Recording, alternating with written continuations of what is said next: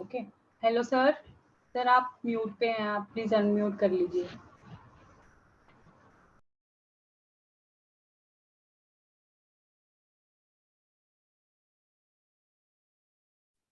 Yes, Rachna, am I audible? Yes sir, now you are Okay, audible. thank you. Good So, well, morning sir. Sanket, yes, I'm talking about that when we start our preparation. So, it is very important that you must have a very good timetable. Otherwise, if you do not have very good timetable, so it is very tough task. It looks like a very tough.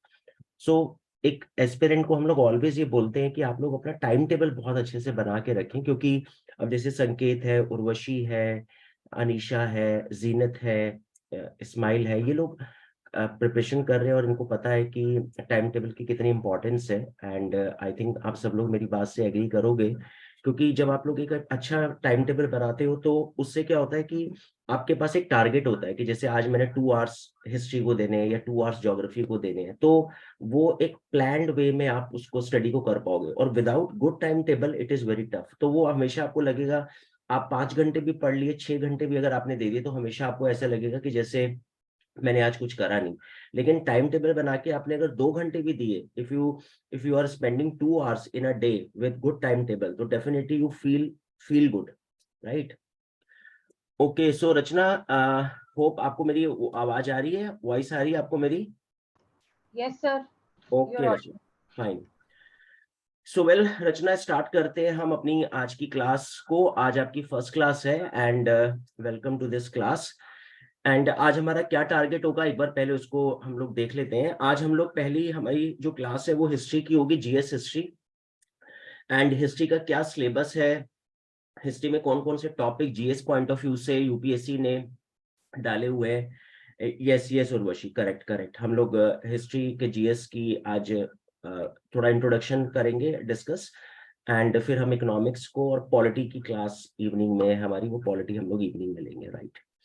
So well yes रचना, तो अभी आज हम लोग history को थोड़ा सा syllabus देखेंगे। हम देखेंगे कि हिस्ट्री से किस तरह के क्वेश्चंस जो है यूपीएससी ने पिछले लास्ट कुछ सालों से पूछे, और उसमें प्रीलिम्स पॉइंट ऑफ व्यू से कैसे क्वेश्चंस आए, मेंस पॉइंट ऑफ व्यू से यूपीएससी ने किस तरह के क्वेश्चंस पूछे, वो हम लोग आज डिस्कस करेंगे अपनी क्लास में, करेक्ट?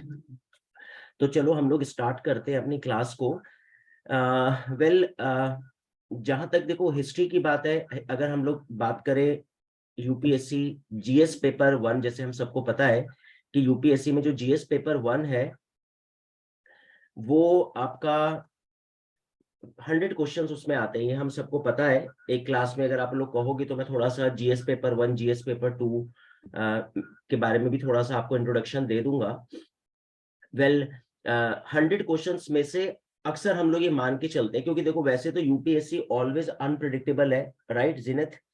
लेकिन हम लोग ये मान के चलते हैं कि जैसे कभी स्टूडेंट हमसे पूछता है कि सर मेरा प्रिपरेशन का जो पैटर्न है वो कैसे होना चाहिए, what kind of pattern I have to follow, तो हम बोलते हैं कि 15 क्वेश्चंस ऑन एन एवरेज। वैसे यूपीएससी तो यही डिफाइन करता है कि मैं जीएस के हर सेक्शन से आपसे क्वेश्चन पूछूंगा और एक इक्वल लेवल पे रखूंगा, लेकिन फॉलो नहीं करता यूपीएससी। लेकिन हाँ, जनरली हम ये मान के चलते हैं कि हिस्ट्री के साथ कभी यूपीएससी ने धोखा नहीं करा। हिस्ट्री में से वो 12-15 क्वेश्चंस की रेंज ऑलवेज पूछता है। ऐसी पॉलिटी और इकोनॉमिक्स में से भी हमने हमेशा देखा है पिछले 15 सालों में। करंट अफेयर्स में धोखा होता है कई बार ऐसा होता है कि करंट अफेयर्स में अचानक किसी साल 4 questions, and at times UPSC is asking 40 questions only from current affair section. तो current affairs is always unpredictable. But how we can say unpredictable, because if I am asking current affairs section, economic section, तो ठीक है, कुछ experts बोल रहे हैं कि ये करंट अफेयर्स का सेक्शन है, कुछ एक्सपर्ट्स कह रहे हैं कि नहीं ये करंट इंडियन इकोनॉमी का सेक्शन है। तो उस पॉइंट ऑफ व्यू से भी थोड़े से एक्सपर्ट्स की जो व्यूज है वो डिफरेंट हो जाते हैं। लेकिन हाँ, ट्रेडिशनल हिस्ट्री, ट्रेडिशनल पॉलिटी और स्टैटिक इकोनॉमिक्स में 10 से 15 क्वेश्चंस की रेंज ऑलवेज यूपीएससी पूछता है, करेक्ट? ठीक है। सो वेल, अब अगर हम लोग आगे चले, आगे बात करें, तो सबसे इंपॉर्टेंट पॉइंट क्या है हिस्ट्री के पॉइंट ऑफ व्यू से। हिस्ट्री की अगर बात करें तो हिस्ट्री के अंदर ना बहुत सारे सेक्शंस हैं। एक तो सिलेबस हो गया हिस्ट्री का, जैसे हमने कहा we say ancient history, medieval Indian history और मॉडर्न इंडियन हिस्ट्री, करेक्ट? तो एंशिएंट, मिडिएवल, मॉडर्न, ये तो एक सिंपल वे में सिलेबस है कि ancient Indian history we start generally from stone age to Vardhan dynasty, यानी स्टोन एज से लेके वर्धन डायनेस्टी तक एंशिएंट इंडियन हिस्ट्री, सारे के सारे Hindu rulers, one by one all Hindu rulers came and they started rule. But after the sudden demise of Harshvardhan, all of a sudden Muhammad bin Qasim, Ghaznavi, Gauri, if you already read in your NCERT books, you know that Muhammad bin Qasim, Ghaznavi, Gauri, these were the Muslim invaders, right? And these Muslim invaders started attack on India. And when they started attack on India, तो ये change हुआ medieval Indian history का. तो ये Muslim culture है. और medieval Indian history वैसे बड़ा इजी है क्योंकि इसमें दो ही पार्ट है. There are only two parts, right Aslam? First part right, Delhi sultanate, and second half of the medieval Indian history was Mughal dynasty. तो मिडीवल इंडियन हिस्ट्री बिल्कुल एक सीधा ट्रैक लाइन पे चल रहा है, बिल्कुल स्ट्रेट फॉरवर्ड चल रहा है रचना. और फिर जब औरंगजेब की डेथ होती है, मिडीवल इंडियन हिस्ट्री का वो लास्ट सेक्शन है, सेंट्रलाइज पावर डिस्टर्ब हुई एंड कंपनीज आ गई और वो मॉडर्न इंडियन हिस्ट्री की स्टार्टिंग है. तो ये तो सिंपलेस्ट फॉर्म है to know about the syllabus of history. लेकिन फिर जब हम हिस्ट्री को कुछ इस एंगल से देखते हैं कि सर हिस्ट्री में सेक्शन वाइज अगर हम बात करें, तो अगर आप देखोगे तो ये सेक्शन वाइज, जैसे पॉलिटिकल हिस्ट्री. अब ये पॉलिटिकल हिस्ट्री क्या है? पॉलिटिकल हिस्ट्री मतलब मींस कि वन बाय वन हम रूलर्स को डिस्कस करते हैं. जैसे अगर मैं रचना भी आपसे क्वेश्चन पूछूं तो could you please tell me that Ashoka का चंद्रगुप्त मौर्य से क्या रिलेशन था? Yes Ranjit, you can also give me the answer. So what was the relation of Ashoka and Chandragupta Maurya? Yes Rachna.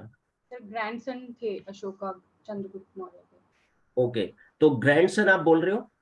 Yes sir. हाँ करेक्ट, राइट है. रचना आपकी वॉइस थोड़ी लो आ रही है, तो थोड़ा सा या तो आप अपना माइक ठीक कर लेना या देखना कुछ नेटवर्क इश्यू ना हो आपकी साइड से. सर अब आ रही ठीक? हाँ अब थोड़ी सी बेटर है. So Ashoka was a grandson of Chandragupta Maurya. Chandragupta Maurya जो है वो दादाजी थे और अशोका उनका पोता, और इन दोनों के बीच में कौन है? बिंदुसार. करेक्ट. तो ये पॉलिटिकल हिस्ट्री का पार्ट है. जैसे one ruler, then after the death of that ruler that became the next ruler. जैसे अगर हम मुगल्स की बात करें, ये तो हम बचपन से सुनते आ रहे हैं कि बाबर, उसका बेटा Humayun, then his son Akbar, then Jahangir, Shahjahan, Aurangzeb. तो this is called political history. Correct. अब बात करते हैं कि सर ये सोशल हिस्ट्री क्या भला है? What is social history? Social history का मतलब ये होता है अनीशा कि जैसे हम लोग जब बात करते हैं ना सोसाइटी की, सोसाइटी मतलब सोशल सिस्टम वहां का कैसा है. अब सोसाइटी में तो हम लोग बहुत सारी चीजें ऐड कर सकते हैं. सोसाइटी में हम लोग ये मान सकते हैं कि उस समय वुमेन की कंडीशंस कैसी थी, या उस समय कोई कास्ट सिस्टम तो नहीं था. तो मैं रचना से क्वेश्चन पूछ लेता हूँ. Rachna, could you please tell me कि कास्ट सिस्टम की जब हम बात करते हैं तो do you have any idea प्राचीन काल में, इन एंशिएंट टाइम पीरियड, कितने टाइप की कास्ट, अगर आपने कभी सुना हो, कभी पढ़ा हो, कितने टाइप की कास्ट थी? सर या वर्णा सिस्टम बोलते हैं उस समय इसको. 4 टाइप्स थे सर. ओके, और ये 4 टाइप्स क्या था? ब्राह्मण, क्षत्रिय, वैश्य, शूद्र. अगर हम वैसे जाते हैं सर, सोसाइटी में जाते हैं, तो फिर वो एक और स्टेप था अतिशूद्र. हाँ बिल्कुल. तो वैसे हम लोग ब्राह्मण, क्षत्रिय, वैश्य, शूद्रा, सो दीज वर द 4 वर्णा सिस्टम इन आवर सोसाइटी. तो ये सोशल सिस्टम हो गया, राइट. अब जब इकोनॉमी की बात करते हैं तो इकोनॉमी तो खैर बहुत इंपॉर्टेंट रोल प्ले करती है किसी भी हिस्ट्री के सेक्शन में, क्योंकि जैसे मॉडर्न इकोनॉमी के बारे में कहा जाता है कि that was a very good economy. And फिर उसके बाद जो गुप्ता पीरियड आया, Anisha, Gupta period was another very good economy. फिर जैसे जैसे किसी भी कंट्री की इकोनॉमी या किसी भी डायनेस्टी की इकोनॉमी जैसी डाउन होगी, तो आप ये समझ जाओ कि उसका बैड टाइम फेज स्टार्ट होने वाला है. तो इकोनॉमी हिस्ट्री में हम टैक्सेस, टैक्स रिजीव, किस टाइप के टैक्सेस लगाए जाते थे. तो एक मिडिवल इंडियन हिस्ट्री में बड़ा फेमस टैक्स था. एंड ये क्वेश्चन मैं पूछूंगा सार्थक से और तनीषा से. Could you please tell me कि वो जो टैक्स होता था उस समय मुगल टाइम पीरियड में, जो हिंदुओं के ऊपर लगाया जाता था, वैसे तो दिल्ली सल्तनत से स्टार्ट हो गया था, लेकिन कहते हैं कि अकबर ने उसको रिमूव कर दिया कि हिंदुओं के ऊपर I am not willing to impose this kind of tax. Rachna, I already discuss this tax in our NCERT classes, so आप भी इसका आंसर दे सकते हो. Sir jizya. Very good, Rachna. Clap. Yes, very good, Tanisha. Correct. Your answer is correct in chat box. जजिया जो है वो एक टैक्स था, राइट तनिषा? तो जजिया टैक्स जो है वो ओनली नॉन मुस्लिम्स बोलते थे, अब उसमें चाहे हिंदू हो, क्रिश्चियन, बुद्धिस्ट और जैन व्हाटएवर, तो उनके ऊपर वो टैक्स लगाया जाता था। चलो ठीक है, डन है। तो ये इकोनॉमिक हिस्ट्री में, तो हर चैप्टर में हम उसकी इकोनॉमी को डिस्कस करते हैं, that is very important point. फिर आर्ट हिस्ट्री तो फिर एक हमारा सेपरेट चैप्टर है, यूपीएससी ने एक अलग फ्रेम ही कर दिया सिलेबस में, आर्ट एंड कल्चर। फिर अब आर्ट एंड कल्चर क्या, what is art and culture? Dance है ना, रिलीजन एंड उसका खान पान, जो भी उनका फूड सेक्शन हो गया, एंड उनकी वेशभूषा, उनका ड्रेसिंग सेंस, तो वो सब आर्ट एंड कल्चर में आ जाएगा। म्यूजिक सिस्टम, और इसमें हम लोग इकोनॉमी को भी काउंट कर लेते हैं, इसमें साइंस एंड टेक्नोलॉजी भी आ जाएगी आर्ट एंड कल्चर में, राइट? तो आर्ट एंड कल्चर के अपने वेरियस एस्पेक्ट्स हैं, लाइक 15 to 20 सेक्शन है आर्ट एंड कल्चर में। तो उनका कल्चर मतलब उनका खान पान, रहन सहन, उनकी वेशभूषा, वो सब आर्ट एंड कल्चर का पार्ट है। उसके बाद नेक्स्ट आता है डिप्लोमेटिक हिस्ट्री। अब ये डिप्लोमेटिक हिस्ट्री क्या है? डिप्लोमेटिक हिस्ट्री मींस, जैसे आपने एक कंट्री का नाम सुना होगा, जावा। जावा कंट्री, आप मेरे को बता सकते हो कभी अगर आप लोगों ने इसका नाम सुना हो? एंड ये मैं क्वेश्चन पूछ रहा हूँ यस बबीता से, एंड रचना आप भी अगर आप चाहें तो बता सकते हैं कि where is Java right now? Sir South East Asia. Oh very good Rachna, correct, South East Asia. And जैसे वो हमारा आज ये है ना इंडोनेशिया, जावा सुमात्रा वो आइलैंड है इंडोनेशिया वाले सेक्शन में। एंड इंडोनेशिया की कैपिटल आप सबको पता होगा जकार्ता, जहां पे आशियन कंट्रीज का हेडक्वार्टर है, association of South East Asian nations. So यहाँ पर हमारे बड़े डिप्लोमेटिक रिलेशन बने, और specially Chola dynasty, if you know, Chola dynasty was ruling in Tamil Nadu, and they had very diplomatic relation with South East Asia. तो many Buddhist monks they went there, they spread Buddhist culture there, and that became a very good, they developed a very good foundation between India and Southeast Asia. This is called diplomatic relation. वैसे कहते हैं कि जब Ashok rule करता था, अशोका, तो उसके बड़े दूर दूर तक अच्छे रिलेशंस थे, और एम्बेसडर्स अशोका भेजता था। Chandragupta Maurya had very good diplomatic relations. Persia उस समय, Persia right now it is Iran. तो इसको डिप्लोमेटिक रिलेशंस बोलते हैं कि उस, अच्छा, और एक और इंपॉर्टेंट बात है कि आज तो चलो हम इंडिया के पॉइंट ऑफ व्यू से बोल रहे हैं, लेकिन उस समय suppose Chandragupta Maurya was ruling इन मगध पाटलिपुत्र, तो पाटलिपुत्र से अगर वो Chalukya dynasty, and Chalukya dynasty was ruling इन महाराष्ट्र, तो अगर वो मगध से महाराष्ट्र के साथ अच्छे रिलेशन बना के बैठा है, तो इसको भी डिप्लोमेटिक रिलेशन बोलेंगे, because at that time there was no concept, right Babita, there was no concept of India. तो उस समय तो ये अलग अलग कंट्रीज होंगे, महाराष्ट्र, कर्नाटक, तमिलनाडु, आंध्र प्रदेश, जहां जहां पे डायनेस्टीज थी, Chola, Chera, Pandya, Chalukya, Vijayanagara, Bahmani empire, Magadha dynasty, Vakatakas, they all were different countries at that time. तो अगर एक रूलर के 3 स्टेट के साथ गुड रिलेशन है उस समय, तो दे had very good diplomatic relation. तो डिप्लोमेटिक रिलेशंस को हम लोग डिस्कस करते हैं हिस्ट्री में। और फिर कल्चरल हिस्ट्री, तो वही जैसे मैंने बोला आर्ट एंड कल्चर, तो वो कंबाइन हमारा एक सिलेबस होगा जिसमें हम आर्ट एंड कल्चर को डिस्कस करेंगे।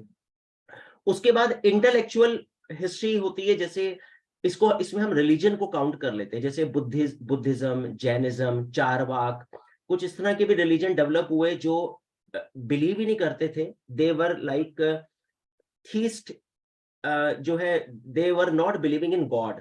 तो डिफरेंट काइंड ऑफ रिलीजन हम लोग अपने हिस्ट्री के टाइम में डिस्कस करेंगे, but 2 important religion intellectual history, Buddhism and Jainism. तो मेरा क्वेश्चन है कुछ स्टूडेंट से, अगर आप लोग चाहे तो you can write in chat section, but Rachna आप मेरे को बताओगे कि महात्मा बुद्ध का टाइम पीरियड कुछ आपको आइडिया है, when Mahatma Buddha came in the history? Sir 483 BC।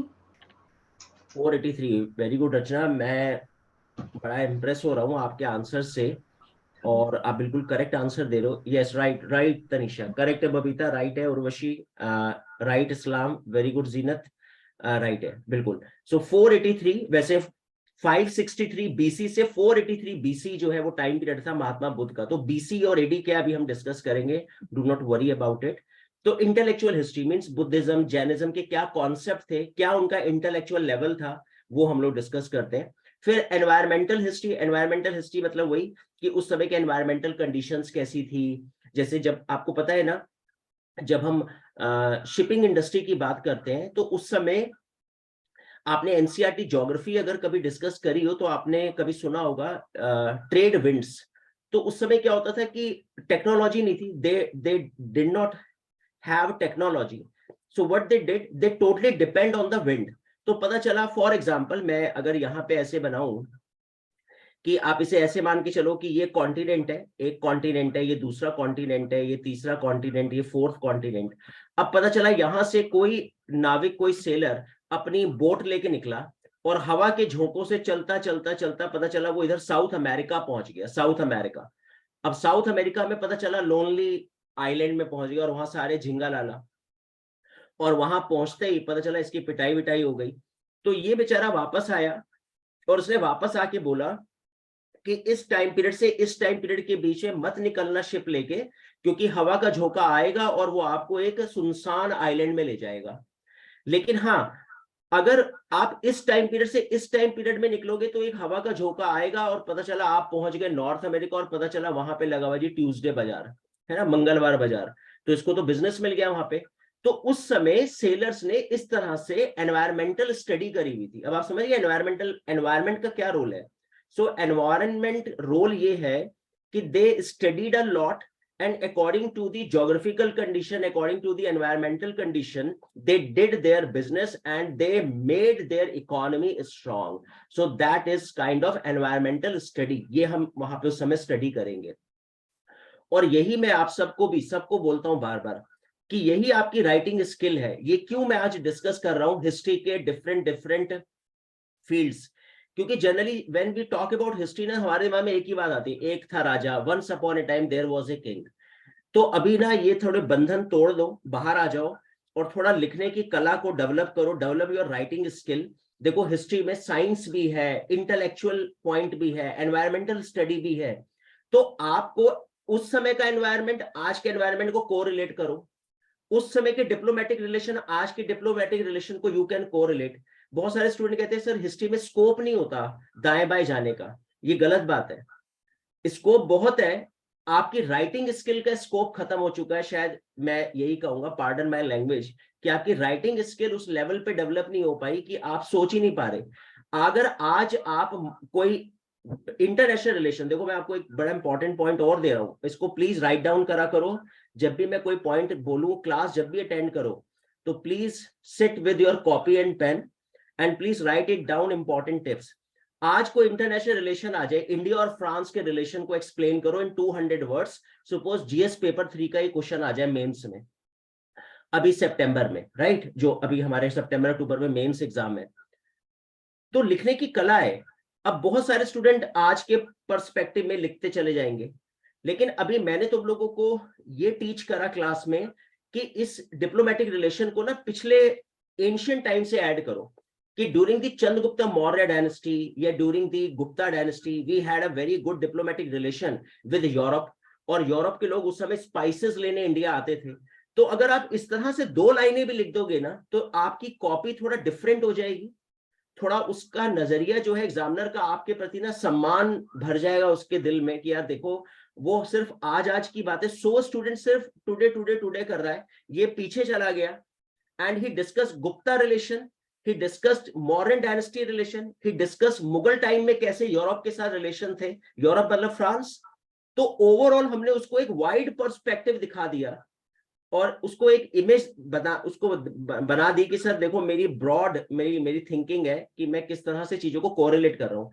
तो मैं आपको सच बताता हूँ, हमारे 1-2 रिलेटिव है, एग्जामिनर है, कॉपी चेक करते हैं, तो वो उनके साथ कभी मेरा डिस्कशन होता है, दे टोल्ड मी कि व्हाट हैपेंड कि जब हम लोग कॉपी चेक करते हैं और अगर फर्स्ट 1-2 क्वेश्चंस में aspirant student put good impression on us, तो अगले क्वेश्चंस में हम लोग थोड़ा सा लीनियंट हो जाते हैं, लिबरल मार्किंग करते हैं उसके साथ, क्योंकि उसने हमें पहले 2 क्वेश्चंस में बड़ा खुश कर दिया। अब आप समझ रहे हो ना, और ये ह्यूमन मेंटालिटी है ना। मैंने आपसे 2 क्वेश्चन क्लास शुरू होते ही पूछे और आपने मेरे को फटाक से आंसर दे दिए, तो मेरे दिमाग में एक इमेज सेट हो गई, यार स्टूडेंट गुड है, अच्छा स्टूडेंट है, काम करा जा सकता है इसके ऊपर, definitely that particular student give me result, ये स्टूडेंट मुझे रिजल्ट देगा।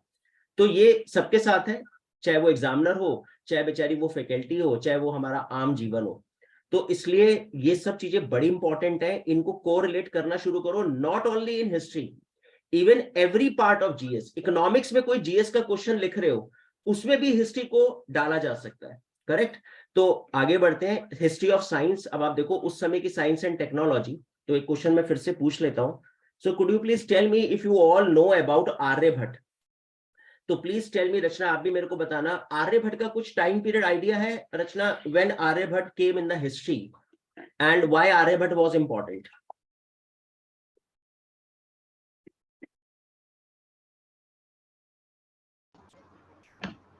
Sir, he is important because of astrology. Astrology, okay. Yes Tanisha? yes, correct, right.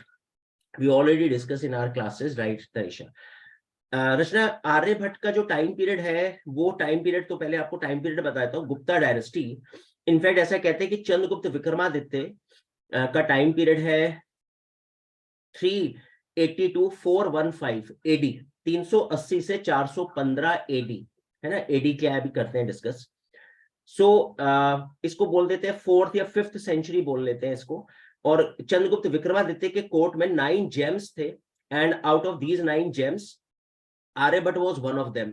कुछ राइटर्स को थोड़ा सा डिबेट है इस टॉपिक के ऊपर कि he was not among the 9 James in the court of Chandragupta Vikramaditya. तो ठीक है, लीव इट, हम उस डिबेट में नहीं जा रहे। लेकिन हाँ, ये तो सब एग्री करते हैं एक्सपर्ट्स और हिस्टोरियंस कि he was contemporary to Chandragupta Vikramaditya. वो 9 जेम्स में था या नहीं, लीव इट। बट आर्यभट्ट का जो मोस्ट इंपॉर्टेंट रोल है वो है, अगर आपने सुना होगा, trigonometry, sine theta, cos theta, है ना। एंड कुछ एक्सपर्ट्स बोलते हैं जीरो ट्रायंगल का जो एरिया है वो इसने दिया आर्यभट्ट ने। तो great mathematician, great scientist, lunar eclipse, solar eclipse, gravitational force Aryabhatta ने उस समय इन्वेंशन करी इन सब की।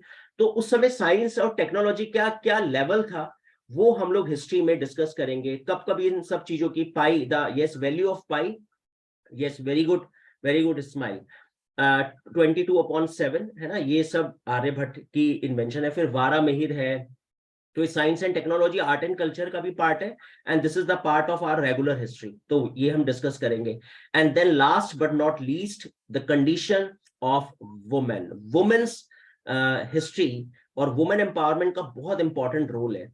तो मैं, ये क्वेश्चन मेरा सभी स्टूडेंट से है, आप सभी मेरे को चैट बॉक्स पे लिखो, रचना आप भी मेरे को बताओ कि कोई ऐसी इंपॉर्टेंट वुमेन, ये इंटरव्यू पैनल का इस बार का इंटरव्यू की जो टॉपर है उससे क्वेश्चन है था कि कोई हिस्ट्री की एक वुमेन बताओ जिससे आप, you are highly impressed with that personality. Yes,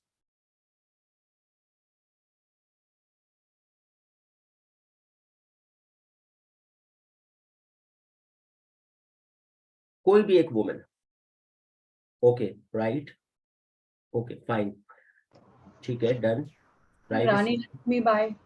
yes Rachna? Rani Lakshmibai sir. ओहो, Lakshmibai, okay okay, yes yes, correct है, very good, right Tanisha, right Urvashi, very good Sarthak, right Sanket, correct है आप लोग सभी के आंसर।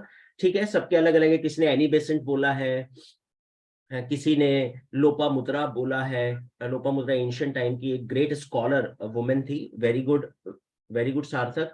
एंड यस, रानी लक्ष्मीबाई भी, काफी सारे स्टूडेंट ने आंसर दिया, रचना ने भी दिया है। रानी लक्ष्मीबाई वी ऑल नो 1857 के रिवोल्ट में शी पार्टिसिपेटेड। और रानी लक्ष्मीबाई को लेकर ना मेरे मन में भी बड़ी वैसे श्रद्धा आज भी है, no doubt, I with due respect. लेकिन मेरे को बचपन में ना मेरी मैम ने पढ़ाया था कि बुंदेलों ने पढ़ी कहानी थी, खूब लड़ी मर्दानी, वो तो झांसी वाली रानी थी। तो मैं बचपन में बड़ा गाता था, और मुझे ना उस समय ये इंप्रेशन था रानी लक्ष्मीबाई को लेकर, that she fought for the independence of India. लेकिन when I started my study, and then I came to know that she was not struggling for India. In fact, she was struggling for her own princely state, and that was Jhansi. लेकिन हाँ, with due respect कि भाई एक वो female होते हुए she entered into the battlefield, और उसने अपने बेटे को यहाँ पे अपने स्टमक पे टाइड किया, बैक पे पीछे लगाया और दोनों तलवारों के साथ वो लड़ी और and she sacrifice her life. तो उस पॉइंट ऑफ व्यू से बिल्कुल रिस्पेक्ट है। लेकिन 1857 के रिवोल्ट में जितने भी प्रिंसली स्टेट्स के जो रूलर्स थे, they were not fighting for India, क्योंकि उस समय इंडिया का कोई कॉन्सेप्ट नहीं था। तो ये वुमेन हिस्ट्री हम लोग डिस्कस करेंगे। तो एंशियंट टाइम की वुमेन स्कॉलर जैसे लोपामुद्रा भी, कुछ स्टूडेंट ने, सार्थक ने, संकेत ने आंसर दिया है ना, सर एंशियंट टाइम की। Yes yes Rachna. Gargi also sir. हाँ very good, clapping, very good Rachna. Gargi, ओ अच्छा, yes you already said, yes clapping for Jinit, right. Gargi and Gargi, बिल्कुल। और मिडिवल टाइम पीरियड में अगर हम बात करें तो if you know about Palak, if you know about, yes yes yes you already said, correct. Razia Sultana, you know Rachna, Razia Sultana? Yes sir, daughter of Iltutmish. Very good, daughter of Iltutmish, correct. तो Razia Sultana, right. तो ये medieval time period. और फिर जब हम modern Indian में आएंगे तो बिल्कुल नो डाउट महात्मा गांधी की जो माता जी थी पुतली बाई, वो बहुत इंपॉर्टेंट रोल उन्होंने प्ले करा। कस्तूरबा उनकी wife, and Tarabai most important, right. तो बहुत सारी वुमेन्स हैं, रानी लक्ष्मीबाई आप लोगों ने बताया, Annie Besant, Sarojini Naidu, right, Usha Mehta. So these were the great women during modern Indian history time period. तो ये सब women's history को हम लोग डिस्कस करेंगे। तो अब आप समझ गए, ये हिस्ट्री के 10 सेक्शंस हैं, ये 10 पार्ट हैं। जब हम कोई भी टॉपिक डिस्कस करते हैं तो we always discuss all these 10 sections of history in that particular dynasty. तो political history, social, economic, art and culture, diplomatic, intellectual, environment, history of science, women's history, ये सब हम लोग डिस्कस करेंगे, करेक्ट। चलो खैर, अभी हम आगे चलते हैं, नेक्स्ट पर आते हैं। अब चूंकि अभी आज फर्स्ट क्लास है तो मैं पहले थोड़ा सा आपको और यहाँ पे गाइड कर देता हूँ हिस्ट्री के बारे में। देखिए, सबसे पहले बात करते हैं हिस्ट्री की। अगर मैं जीएस पेपर 1 की बात करूं तो जीएस पेपर 1 में सिलेबस ऑफ यूपीएससी प्रीलिम्स की अगर अभी हम बात करें तो mentions that the paper will have question on history of India and Indian national movement. अब देखो, यूपीएससी इज वेरी क्लेवर, ये एक लाइन का सिलेबस डाला हुआ है। अब इस एक लाइन के सिलेबस में how you come to know about the complete syllabus. मतलब कभी कभी मैं सोचता हूं कि अगर कोई स्टूडेंट कोचिंग ना ले या सोशल मीडिया इतनी स्ट्रांग ना हो तो एक स्टूडेंट के पॉइंट ऑफ व्यू से बड़ा कंफ्यूजिंग सिलेबस है। History of India and Indian national movement. अब हिस्ट्री ऑफ इंडिया का मतलब क्या हो गया? Ancient Indian history, medieval Indian history, art and culture, सब डाल दिया आपने प्रीलिम्स में, राइट। चलो खैर ठीक है। लेकिन अब हम बात करते हैं सबसे पहले, जैसे मैंने अभी आपको बताया, आई ऑलरेडी डिस्कस दैट अगर हिस्ट्री की मैं बात करूं तो लमसम आप मान के चलो कि 15 क्वेश्चंस हमको मिलेंगे total out of 100 questions, correct. ये ऑलमोस्ट आप फिक्स मान के चलो, वैसे बस थोड़ा सा हेरफेर है, +2 और -2, on an average 15 question. 15 question में अगर अब हम देखते हैं कि मॉडर्न इंडियन हिस्ट्री का क्या वेटेज है, तो पहले एक बार यहां से देख लेते हैं। वैसे इस बार भी 2023 के प्रीलिम्स को मैं आपको दिखाऊंगा बाद में। फिलहाल अभी लास्ट ईयर की अगर मैं बात करूं तो आप देख सकते हैं कि 4 क्वेश्चंस जो हैं वो मॉडर्न इंडियन हिस्ट्री से थे। लास्ट ईयर की बात कर रहा हूं, करेक्ट, 4 क्वेश्चंस। उसके बाद अगर यहाँ पे अगर आपको शायद ये दिख रहा होगा, ये 3.8 है ऑन एन एवरेज। तो यहाँ पे अगर मैं बात करूं तो 4 questions from modern Indian history. उसके बाद आगे चलते हैं। यहाँ पे अगर आप देखोगे तो 2021 में आप देखो यहाँ पर 8 क्वेश्चंस जो है, ये 7.4 आपको दिख रहा होगा, तो इसको मैं अप्रॉक्स 8 मान लेता हूं। तो 8 क्वेश्चंस जो है वो मॉडर्न इंडियन हिस्ट्री से थे, ठीक है। आगे चलते हैं, और ये फिर एक चार्ट है, इस चार्ट से आपको ये क्लियर हो जाएगा कि पिछले 7 to 8 ईयर्स का क्या सीन था modern Indian history in our GS paper 1। तो if you will see, so we can say that minimum 4 questions, यहाँ पे अगर मैं देखूं तो minimum 4 questions, and you can see maximum 12 to 13 questions UPSC asked 2018 में, 12 to 13 question from modern Indian history. तो I got it that 4 to 13 questions की एक range you can find, you can get from modern Indian history, correct, out of 100. अब एक question अगर 2 number का है तो 4 question mean 8 marks, 13 question mean 26 marks. 26 marks का मतलब आई थिंक आप समझ रहे होंगे कि 55 और 50 की रेंज में तो कट ऑफ चली जाती है। उसमें से अकेले हिस्ट्री आपको 26 मार्क्स अगर देती है तो चलो ठीक है, मैं ये मानता हूं कि हो सकता है भाई आप भी एक स्टूडेंट हो, तो 13 क्वेश्चन अगर आए तो डेफिनेटली आप 13 क्वेश्चन शायद ना कर पाओ, लेकिन ऑन एन एवरेज अगर आपने 10 क्वेश्चंस भी किए, if you have very good command on modern Indian history, तो 10 मल्टीप्लाई अगर मैं 2 कर दूं तो 20 क्वेश्चंस, सो 50 में कट ऑफ है, और 20 क्वेश्चंस अगर आप अकेले हिस्ट्री से कवर कर लेते हो तो फिर तो आपका प्री तो श्योर शॉट है वो निकलने वाला है। करेक्ट। तो this is the story of prelims exam की, ये भी हमने बात करी। अब हम आगे चलते हैं, आगे देखते हैं। सो ये सिलेबस है, जैसा मैं अभी इसको, फिर हमने एक्सपर्ट्स ने, हिस्टोरियंस ने उसको थोड़ा उन लाइनों को इलेबोरेट किया, और इलेबोरेट करने के बाद then we came to know कि okay this is the exact syllabus of UPSC in prelims point of view से। क्यों, why I am saying only prelims अभी, बिकॉज मेंस में आपको पता होगा कि एंशिएंट इंडियन हिस्ट्री और medieval Indian history is not the part of mains examination. तो पहले आप इसको थोड़ा ये भी अंडरस्टैंडिंग डेवलप कर लो। Yes Tanisha, correct. So please develop your understanding. Rachna, prelims की बात करेंगे तो ancient, medieval and modern Indian history and art and culture, 4 section है only. When we talk about mains GS paper 1, then modern Indian history and world history, that's all, and art and culture. Yes, so art and culture and modern Indian history are the part of pre and mains, both में आ जाएगा, pre में भी and mains में भी, right? But medieval Indian history, ancient Indian history is not the part, these are not the part of mains examination. तो ancient Indian history का syllabus क्या है ये हम लोग डिस्कस करेंगे। जब हम ancient स्टार्ट करेंगे तो हम देखेंगे एंशिएंट इंडियन हिस्ट्री का सिलेबस क्या है। जब मिडिवल स्टार्ट करेंगे तो मैं इसके सिलेबस से ही स्टार्ट करूंगा, और मॉडर्न इंडियन हिस्ट्री जब हम कल स्टार्ट करेंगे तो उसको हम स्टार्ट करेंगे उसके सिलेबस से। फिलहाल अभी मैं आपको ओवरव्यू दे रहा हूं, तो अभी मैं आपको पहले, अभी मैंने आपको 10 सेक्शंस आई डिस्कस। अब एक बार सिलेबस पॉइंट ऑफ व्यू से यहाँ पे बात करते हैं एंड थोड़ा बीसी और एडी को समझ लेते हैं। So Rachna, could you please tell me what does AD stands for? Anno Domini, sir. Okay, what does Anno Domini stands for? Means? Sir, I forgot, sir. Okay, okay, ठीक है, done. Yes, sir.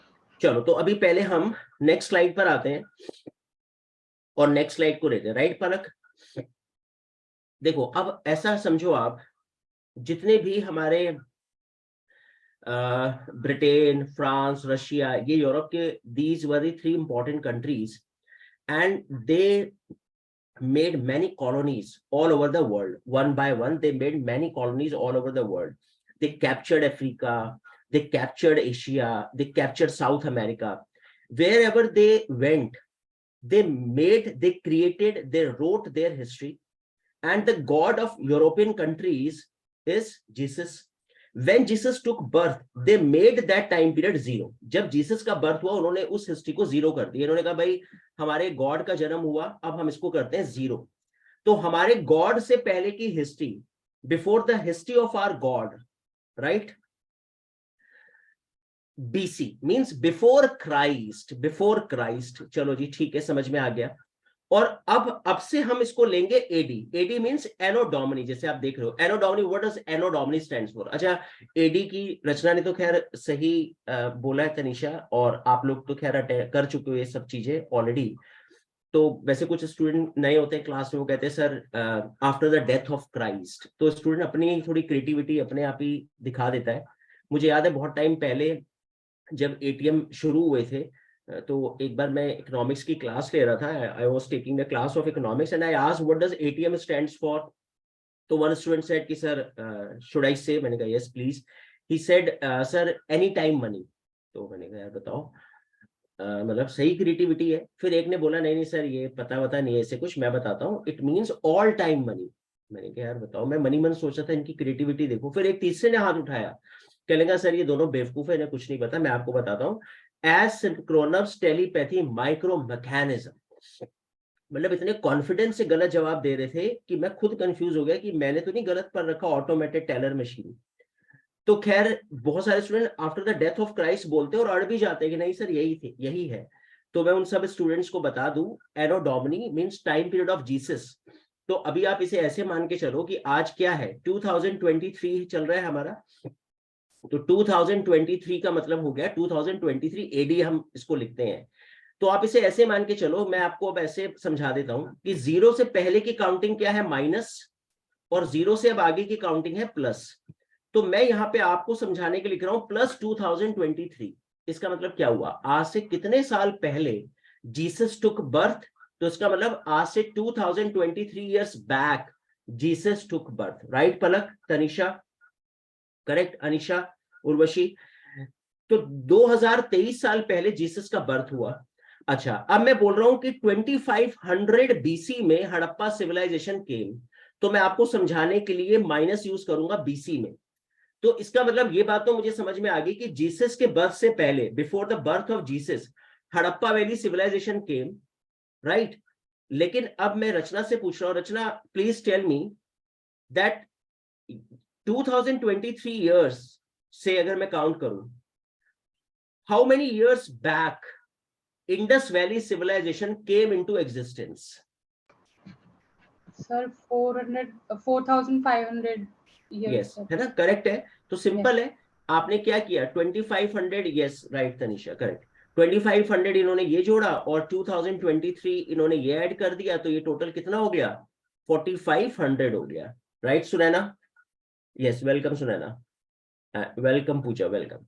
सो yes 4500 years back, मतलब 4500 साल पहले जो है वो ये birth हुआ, मतलब एक तरह से हड़प्पा सिविलाइजेशन आई। तो अभी मेरे ख्याल से आपको क्लियर हो गया होगा।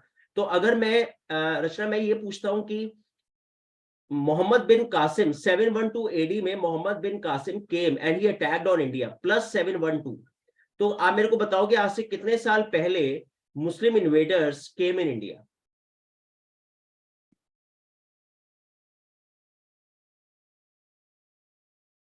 यस रचना,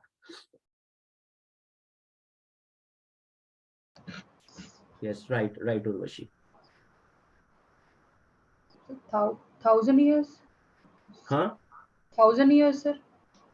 नहीं नहीं, हाउ 712 एडी में मोहम्मद बिन कासिम केम और 2023 अभी चल रहा है, तो लमसम में इसे ऐसे मालूम 1400 ईयर्स बैक या 1300 ईयर्स बैक, है ना, 1300 years back almost Mohammad bin Qasim और मुस्लिम इन्वेडर्स केम इन इंडिया। तो वही 7 प्लस, इसे आप राउंड फिगर में 700 ले लो और इसे राउंड फिगर में 2000 ले लो, तो प्लस का 2000 प्लस 700, तो आज से 1300 साल पहले invaders attack on India. Are you getting Rachna? Yes, sir. ठीक है। तो ये चीज छोटी छोटी बातें हैं, चूंकि आज फर्स्ट क्लास है तो अभी हम इन सब चीजों को यहीं पे क्लियर कर रहे हैं ताकि कोई कंफ्यूजन ना हो। तो एडी हमें समझ में आ रहा है, जब एडी होगा तो उसका मतलब हम प्लस की बात करेंगे, जब बीसी होगा तो माइनस। तो हमारा जो सिलेबस है वो शुरू होगा -2500 से, और फिर हम -1500, -1000, -500, जैसे अभी आपने मेरे को बोला कि सर 483 बीसी में एग्जैक्टली महात्मा बुद्ध आए, तो -483 बीसी, देन फिर -300 आएंगे, -200, -100, फिर हम जीरो पर आ जाएंगे, फिर वही +100, +200, और ये करते करते प्लस प्लस प्लस 1947 एडी में इंडिया गॉट फ्रीडम। तो इसका मतलब अगर मैं अभी आपको पीछे वाली स्लाइड पे अगर लेके चलूं, तो इसका मतलब -2500 बीसी से लेकर मेरा जो सिलेबस है हिस्ट्री का, यूपीएससी जो डिफाइन कर रहा है, 25 माइनस से लेके plus 1947, that is my syllabus. ये मुझे यहां से यहां तक की हिस्ट्री को कंप्लीट करना है for optional point of view and for GS point of view. Is it clear everyone? Yes, sir. Clear है, ओके ठीक है, डन। अब एक पॉइंट और मैं डिस्कस कर लेता हूं। आप सबको पता है कि जब हम ये बोलते हैं बीसी और एडी, तो ये एक क्रिश्चियन टर्म है। अब चूंकि मैं हिंदू हूं, या यहाँ पे कुछ मुस्लिम स्टूडेंट्स भी हैं, वो अगर बोले सर मुझे क्या मतलब है जीसस क्राइस्ट से, मैं क्यों यूज करूं बीसी और एडी? इसका मतलब है before Christ, anno domini, time period of Jesus. इसकी ट्रांसलेशन एग्जैक्टली ये बैठता है, meaning time period of Jesus, मैं क्यों बोलूं? तो फिर आप लोगों के लिए एक सेकुलर टर्म हिस्टोरियंस ने फाइंड आउट की, बीसीई। तो एनसीईआरटी में कहीं जगह आपको दिखेगा बीसीई, तो स्टूडेंट कंफ्यूज होते हैं, sir you taught us in the class BCE, तो व्हाट डज बीसीई का मतलब क्या होता है? ये एक सेकुलर टर्म है, यानी बिफोर कॉमन ईरा। तो कॉमन ईरा मतलब जीरो से पहले का हिस्ट्री, और कॉमन ईरा मींस जीरो के बाद की हिस्ट्री। तो अगर आप नहीं बोलना चाहते बीसीएडी, तो आप बीसी की जगह you can use BCE and instead of AD you can use CE, correct. तो ये भी टर्म आप यूज कर सकते हो। तो you must have knowledge about BCE and CE, तो there is no need to be confuse. Right, right Urvashi, correct, right Puja, Sunaina, Savita, correct correct, right Lakshmi, okay ठीक है, डन। चलो आगे चलते हैं, मूविंग टू नेक्स्ट। तो अब हम जरा पीछे चलते हैं और अपना सिलेबस को एक बार जरा समझ लेते हैं। तो यहाँ पे जो हमारा सिलेबस है जीएस पॉइंट ऑफ व्यू से, तो एंशिएंट इंडियन हिस्ट्री, अब मैं आपको यहाँ पे एक चीज और क्लियर करूं, हड़प्पा से भी पहले का एक टाइम पीरियड है स्टोन एज। जब हम हिस्ट्री की बात करते हैं तो हमारे पास फिर से हिस्ट्री का एक और भी तरीका है हिस्ट्री को समझने का। जैसे अभी हमने वो 10 सेक्शंस करे हिस्ट्री के अंदर, पॉलिटिकल हिस्ट्री, डिप्लोमेटिक, फिर एक ये भी है एंशिएंट, मिडिवल एंड मॉडर्न, और एक और भी पैटर्न है। एंड ये पैटर्न क्या कहता है? ये पैटर्न कहता है कि आप, एक होती है pre history, pre history, right, एक होती है आपकी प्रोटो हिस्ट्री, प्रोटो हिस्ट्री, और एक होती है आपकी प्रॉपर हिस्ट्री। अब इन तीनों में क्या डिफरेंस है वो समझ लेते हैं। तो पहले तो आप ये समझ लो कि जो प्री हिस्ट्री है, pre history means no written evidence at all, कोई रिटन एविडेंस नहीं, ये सब वही झिंगा लाला हु लाला, ये सब कोई पत्थर फेंक रहा है, कोई पत्थर से पत्थर रगड़ रहा है एंड क्रिएटिंग फायर। तो ये स्टोन एज जो है ना, palaeolithic age, mesolithic age, neolithic age, इसको हम लोग बोलेंगे pre history, correct. Proto history, we have written evidence but not deciphered yet, तो हड़प्पा सिविलाइजेशन को हम प्रोटो हिस्ट्री बोलते हैं। तो हड़प्पा को हम बोलेंगे प्रोटो हिस्ट्री, हड़प्पा से पहले before Harappa pre history, and Harappa के बाद वैदिक एज, जिसमें प्रॉपर हमें हिस्ट्री सिस्टमैटिक समझ में आने लगी, संस्कृत आ गई, वेदास आ गए, उसको हम बोलते हैं हिस्ट्री। तो इसका मतलब stone age pre history, the part of pre history, Harappa civilisation part of proto history, and Vedic age से हमारी सिस्टमैटिक हिस्ट्री स्टार्ट होगी, करेक्ट। तो आई थिंक यहां तक क्लियर है। रचना समझ में आ रहा है आपको? कोई ऐसा पॉइंट जो ना समझ में आ रहा हो please ask me. Yes sir, आ रहा है सर। ओके करेक्ट, ठीक है। तो अब हड़प्पा की अगर बात करें तो जैसे मैंने आपको बताया 2500 बीसी, फिर उसके बाद वैदिक एज, देन वैदिक एज के बाद महाजनपद ईरा स्टार्ट होगा, then Mauryan, then later Mauryan, then Gupta, and then later Gupta, one by one all Hindu dynasties, and last Hindu ruler was Harshavardhan, and he was ruling. Rachna, Urvashi, Palak and Rohit से मेरा क्वेश्चन है, आप में से अगर कोई मेरे को बताए कि हर्षवर्धन कहाँ का रूलर था, where Harshavardhan was ruling? Sir Kannauj. Yes, correct. Right, Kannauj. So he was ruling in Kannauj. So 647 AD में हर्षवर्धन लास्ट रूलर माना जाता है। वैसे हर्षवर्धन का जो टाइम पीरियड है टोटल है वो 6062 647 AD, राइट। तो वही प्लस में यूज कर रहा हूं, plus 6062 plus 647, 41 year he ruled in Kannauj, and he was the last great Hindu ruler, and after that Muslim attacker started attack. और ये पहला अटैकर कौन था? मोहम्मद बिन कासिम। तो हिस्टोरियन से बोला भाई यहां से हम मान लेते हैं मिडाइवल इंडियन हिस्ट्री स्टार्ट होगी, राइट रोहित, राइट राम, हाँ yes yes Rahul, correct. So Mohammad bin Qasim 712, फिर उसके बाद गजनवी और Ghori, and we all know the slave of the Ghori was Qutbuddin Aibak, and systematic Delhi Sultanate was establish. तो फिर दिल्ली सल्तनत शुरू होगी हमारी 1206 से, कुतुबुद्दीन ऐबक का रूल स्टार्ट होगा, and 1526 was a time period of Delhi सल्तनत। तो जब हम मिडिवल को करेंगे तो वहां करेंगे इसको discuss, this was a time period of Delhi सल्तनत। और 1526 में एक बड़ी फेमस लड़ाई है, वेरी फेमस बैटल, जिससे मुगल सत्ता इंडिया में स्टैब्लिश होगी। तो अगर आप ऐसे कोई स्टूडेंट जो चैट बॉक्स पे लिखना चाहे वो लिख सकता है। एंड रचना अगर आप मेरे को बताना चाहो तो what was the name of that very famous battle? ये तो बचपन से हम सुनते आ रहे हैं इस बैटल को, जिससे मुगल्स इंडिया में एंटर हुए। The battle of Panipat. हाँ यस, तो it was first battle, second और थर्ड? Yes right, right Palak, right Urvashi, correct. Was the first battle sir. हाँ first battle, very good, right Urvashi, very good Palak, very good Rachna, correct है। First battle of Panipat 1526 was the first battle. And कहते हैं कि इस first battle की अगर बात करें तो बाबर ने Ibrahim Lodi, last ruler of Delhi सदर, ही डिफीटेड, एंड 1526 से मुगल आ गए, और फिर ये 1707 एडी तक ये लोग रूल करेंगे, बाबर, हुमायूं, अकबर, जहांगीर, शाहजहां, औरंगजेब, और औरंगजेब लास्ट रूलर। तो ये यहाँ पे अगर आप देखोगे तो मिडाइवल इंडियन हिस्ट्री का एंड हो गया, मोहम्मद बिन कासिम से हिस्टोरियंस इसको स्टार्ट कर रहे हैं। तो ऑलमोस्ट अगर मैं देखूं तो रचना कितने ईयर ले सकते हैं अप्रोक्स मिडिवल इंडियन हिस्ट्री के, how many years? 1000 years sir. हाँ 1000 ईयर्स है ना, 700 टू 1700 ले लेते हैं अप्रोक्स, तो 1000 ईयर्स हमारा मिडिवल इंडियन हिस्ट्री है syllabus. So that was medieval Indian history. और फिर जैसे ही देखो, तब भी था और आज भी देखो ऐसी ही है। मतलब मैं खैर पॉलिटिकल पॉइंट ऑफ व्यू में घुसना नहीं चाह रहा। अब कुछ लोग अगर अलग अलग पार्टी के भक्त हो तो हो सकता है यहाँ पे डिबेट शुरू हो जाए, बट ऐसा मेरा नहीं, एक्सपर्ट्स का मानना है कि मोदी गवर्नमेंट जब से आई, when Modi started rule, NDA government, because full majority government है, 303 मेंबर ऑफ पार्लियामेंट है, तो एक काइंड ऑफ डेयरिंग आ जाती है ना, क्योंकि मुझे पता है मुझे अपने दम पे डिसीजन लेने हैं, there is not a coalition government. तो this is the part of the polity, that's why I am discussing 303 member of parliament out of 543, we need only 272 MP, but BJP got 303 seats in 2019 election. So it means you can take decision without asking from other party, or from other party means your coalition party.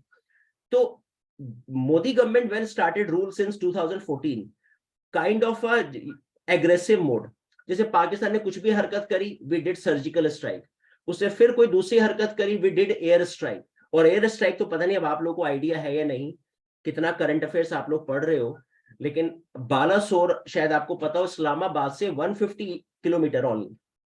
Balasore was at, मतलब अभी भी खैर, Balasore 150 kilometre only from Islamabad. यानी आप ऐसे मानो कि दिल्ली से 150 किलोमीटर की रेंज में कोई दुश्मन आए और अटैक करके चला जाए, तो कितनी इंसल्टिंग है कि आपके घर में घुस के अटैक करके आए।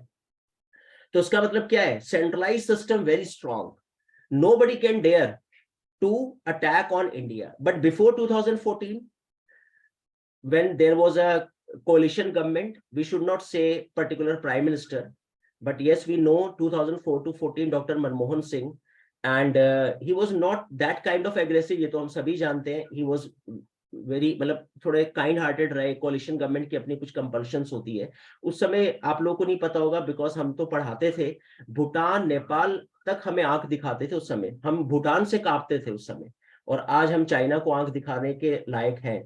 तो ये तब से लेकर आज तक ये सीन है कि whenever your central system, centralise system became weak, so enemy got opportunity to attack on India, and same happened after Harshvardhan, same happened after Aurangzeb, and companies came. So companies one by one came, उसको हम लोग advent of European companies भी बोलते हैं, modern India का first chapter, and we से letter Mughal time period भी बोल सकते हैं। तो दो नाम है फर्स्ट चैप्टर के मॉडर्न इंडियन हिस्ट्री के, और यहां से कंपनीज का रूल है और फिर फ्रीडम तक हमारा सिलेबस चलता है। तो अगर आप देखोगे तो उसका मतलब क्या हुआ, मुझे तो अभी यही समझ में आया कि ancient Indian history Hindu culture, medieval Indian history was Muslim culture, and modern Indian history total Christianity. Got it? Rachna यहां तक क्लियर है? Yes sir. ओके ठीक है, डन। तो ये हमारा सिलेबस हो गया, यहां से लेकर यहां तक हम कवर करते हैं, यूपीएससी ने इसको सॉरी डाला हुआ है हमारे सिलेबस में। तो ये सब चीजें अभी हम लोग अपने सिलेबस में कवर करेंगे, right? So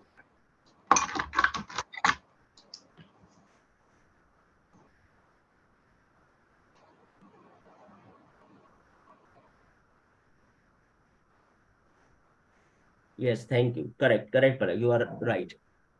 Okay, fine. So moving to next point. अब मैं यहाँ पे एक क्वेश्चन पूछना चाहूंगा सभी स्टूडेंट से, आपकी स्क्रीन पर शेयर हो गया होगा। Palak, I think, is it visible? Palak, Rohit, Pooja, Sakshi, right. अभी मैंने आपको तो अपनी क्लास में ये बताया कि 606 to 647 was a time period of Harshavardhan, right? And अभी मैं यहाँ पे क्वेश्चन आपसे पूछ रहा हूँ सेंचुरी वाइज, तो थोड़ा सा मेरे को पहले बता दो कि अगर मैं सेंचुरी वाइज बात करूं तो इसका आंसर क्या होगा, क्योंकि मैंने अभी आपको सेंचुरी वाइज डिस्कस नहीं करा, and I told only that 41 year Harshvardhan ruled. Yes, please tell.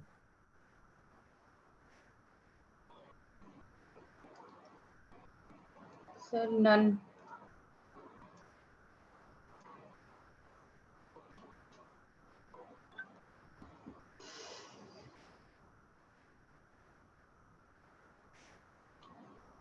Okay, so Rachna ने आंसर दिया मेरे ख्याल से none. Rachna? Yes sir. Okay, and yes Palak, Urvashi, जिस स्टूडेंट ने ऑलरेडी कर रखा है, करेक्ट करेक्ट, ठीक है, ओके डन। तो वेल देखिए, यहाँ पे थोड़ा सा क्लियर कर लेते हैं जिस स्टूडेंट ने थोड़े रॉन्ग अगर आंसर दिया है। देखो अभी 2023 चल रहा है ना, और मुझे याद है जब मैं छोटा था तो मेरे को ये बताया गया था कि 2000 में मेरे पेरेंट्स ने बोला कि 21st सेंचुरी जो है ना अब स्टार्ट हो गई है। तो ठीक है, मुझे समझ में आया कि अच्छा 21st सेंचुरी शुरू हो गई। तो 2000 से 2099 तक अगर हम बात करें तो हमारी चलेगी 21st सेंचुरी, करेक्ट, यानी 100 ईयर्स। तो इसका जो फर्स्ट 50 होगा 2000 टू 2049, ये हमारे हो गया फर्स्ट 50 ईयर्स, इसको हम बोलेंगे प्री हमेशा हिस्ट्री में। तो ये 21st सेंचुरी का प्री है।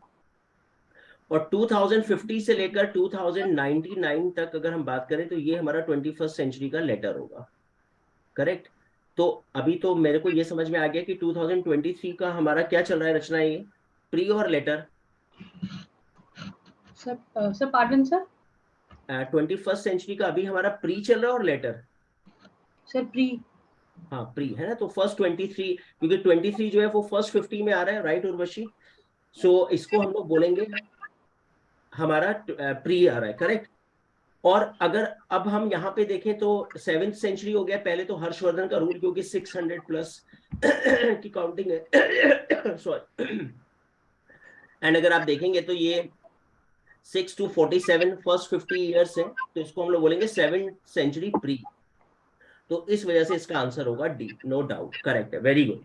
चलो डन। तो ये रहा हमारे, हमें प्री और लेटर समझ में आ गया, हमें बीसी और एडी हमें, yes Rachna, you want to ask something? No sir. Okay, yes Urvashi? Yes correct correct. So first 50 years थे 606 टू 647, इसलिए हमने उसको 7th सेंचुरी का प्री उसको हमने नाम दिया, correct, right? Yes yes, right right, okay ठीक है। चलो तो अब हम यहाँ पर give me second.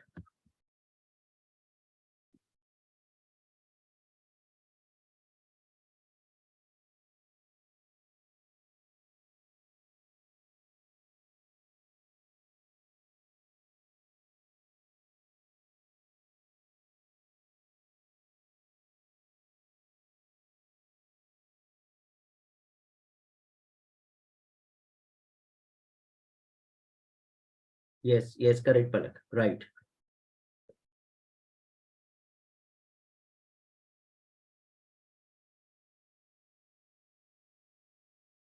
Right right,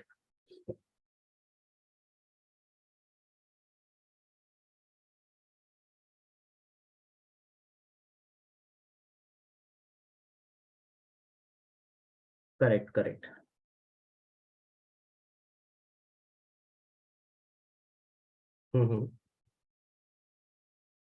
right right,